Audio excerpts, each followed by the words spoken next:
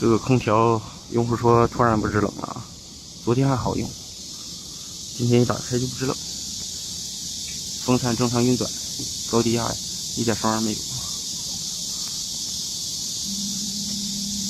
能听见压缩机响一下，响一下声音，压缩机起不来呀。粗管细管干的没水柱，把电拔了。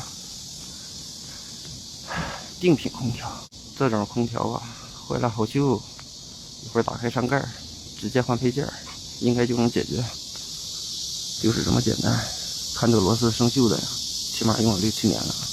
现在上盖已经打开了，这个就是压缩机的启动器，应该是个35微法的，这个是40微法的，1匹半的用40微法的，后屁股有点鼓包了啊，明显鼓出来了，手一摸就摸出来了。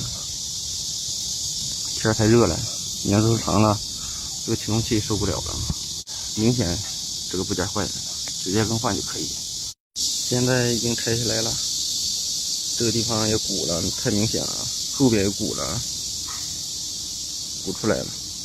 今年第一次换这个，以前每天都换，现在变频空调太多了，定频很少了，几乎都是外机板坏的，品牌机已经不出定频了啊。拿了个35的，全新的，后边是平的啊，新的啊，没有鼓，换上去。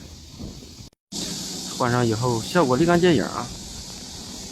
看这个管了吧，原来是干的啊，现在立马接水珠了，压缩机正常运转了，粗管也凉了啊，立马接水珠了，看效果就是这么快。换上就好啊，热乎乎乎的，200元到手啊！好了，本期视频就给大家分享到这里，咱们下期再见。